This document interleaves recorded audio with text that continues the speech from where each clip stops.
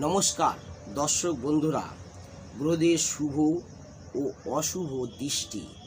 তৃতীয় দশম স্থানে গ্রহদের পদদৃষ্টি বা একপদৃষ্টি থাকেন এবং নবম ও পঞ্চম স্থানে গ্রহদের দ্বিপাদৃষ্টি থাকেন এবং চতুর্থ ও অষ্টম স্থানে গ্রহদের ত্রিপাদৃষ্টি থাকে এবং সপ্তম স্থানে বা সপ্তম গ্রহদের পূর্ণ দৃষ্টি থাকে।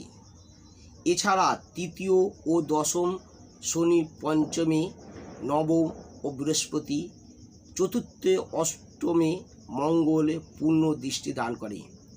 এভাবে আমরা কীভাবে কার দৃষ্টি দান করছেন এবং সেই দৃষ্টি কত ডিগ্রি অনুসারে আছেন এবং কীভাবে দান তার করছে সেইভাবে আমরা বুঝতে পারি।